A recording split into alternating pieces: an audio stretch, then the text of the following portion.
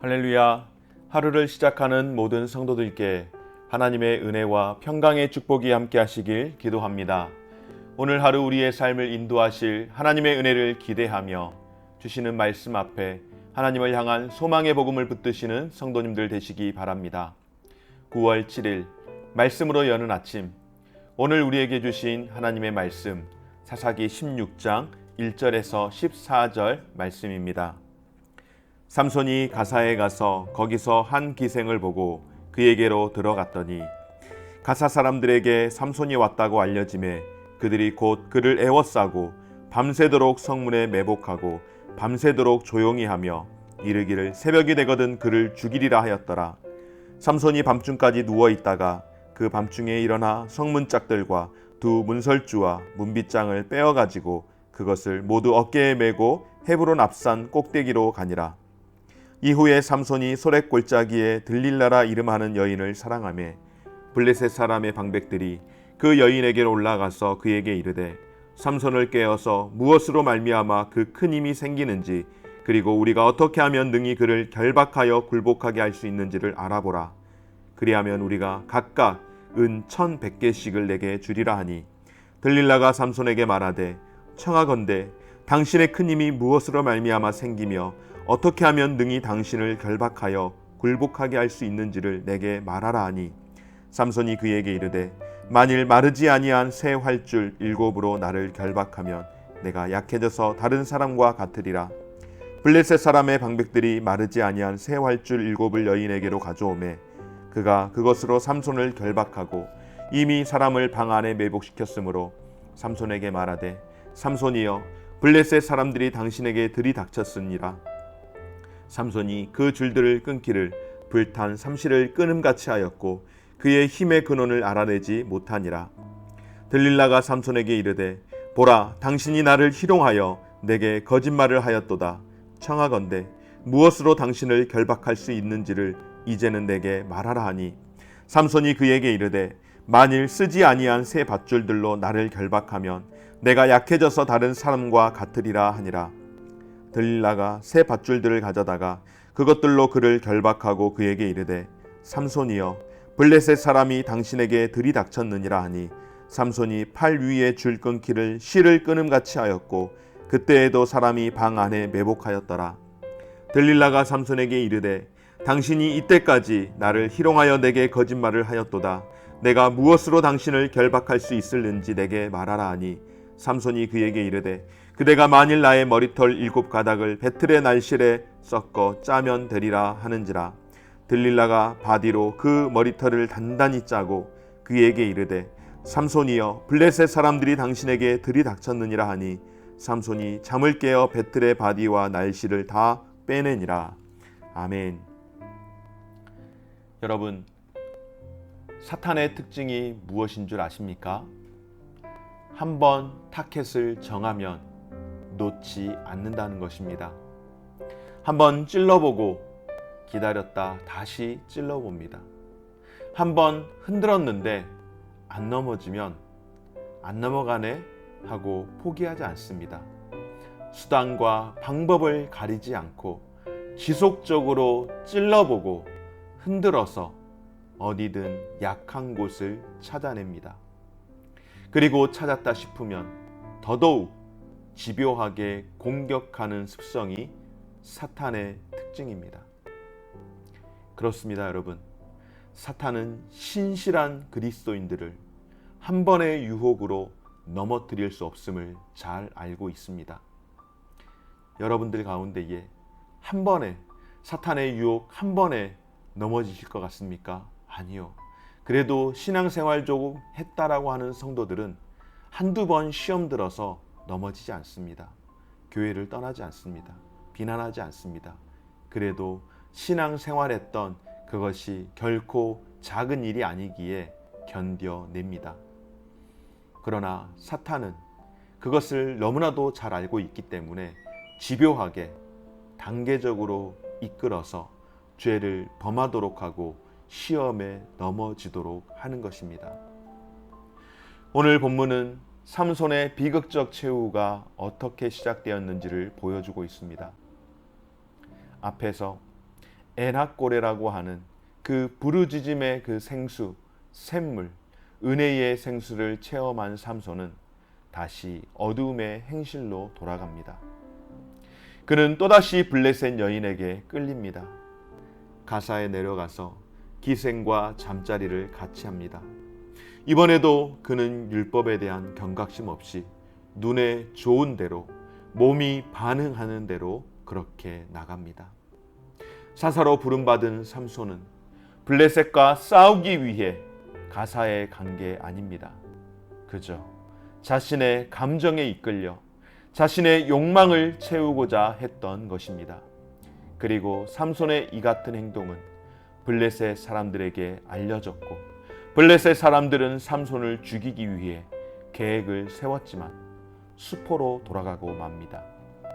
여러분, 그러고 보면 삼손은 사사로 셈을 받아서 그 역할을 감당함에 있어 주의 일을 위해 고난을 당하기보다는 오히려 자신의 욕망으로 곤경에 처했고 또 그 곤경을 해결하기 위해서 하나님이 허락하신 힘을 마음껏 사용했던 사람입니다.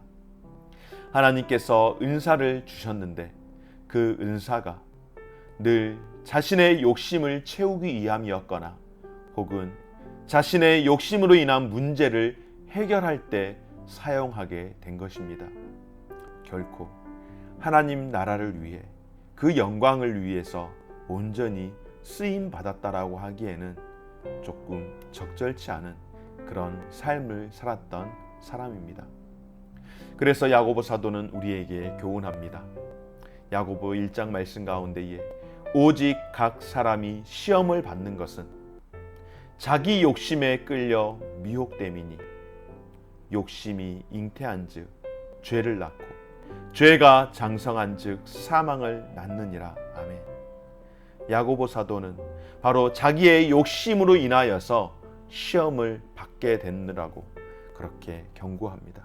우리는 흔히들 내가 시험을 당하게 될 때에 하나님께서 나를 시험했다라고 그렇게 착각합니다. 아니요, 여러분. 하나님은 결코 시험하는 자가 아닙니다. 시험의 주체는 사탄입니다. 그리고 그 사탄이 시험할 때 내가 내 욕심으로 넘어지는 것입니다. 사랑하는 여러분, 하나님께서 오늘 우리에게 은혜를 주시는 것은 우리의 욕심을 위해서 살게 함이 아닌 줄 믿습니다. 오늘 저와 여러분, 우리 모든 성도들에게 은혜를 주시고 은사를 베푸신 것은 우리로 하여금 하나님의 영광을 위해서 그의 나라와 그 거룩함을 위해서 쓰도록 살도록 하기 위함인 줄 믿고 저와 여러분들이 그 일을 위해서 한 걸음 한 걸음 나아갈 수 있기를 주의 이름으로 축원합니다. 사랑하는 여러분, 삼손이 그렇게 가사에서 죽을 위기를 당했다가 정신을 차리지 못합니다. 이후에 삼손은 소렉 골짜기에 사는 들릴라를 또한 사랑하게 됩니다.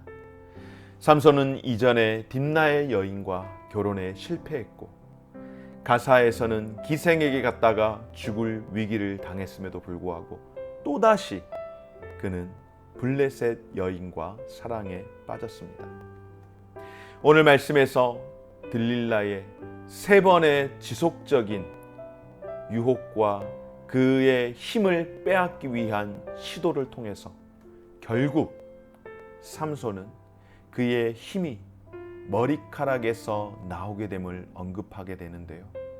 이는 마치 죄의 바늘에 꿰어서 사탄에게 점점 잡혀가는, 끌려가는 것 같은 모습을 보여주지 않습니까?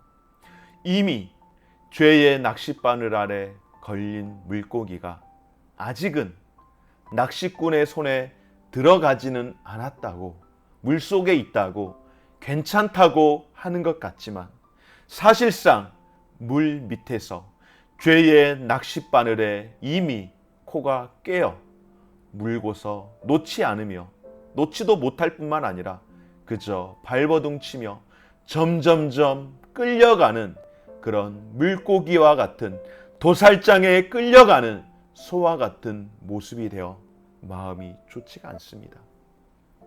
삼손이 서서히 들릴라의 유혹에 넘어가고 있습니다. 나시린의 규례의 마지막 조항마저 이제 위반할 처지에 놓인 셈이 되었습니다.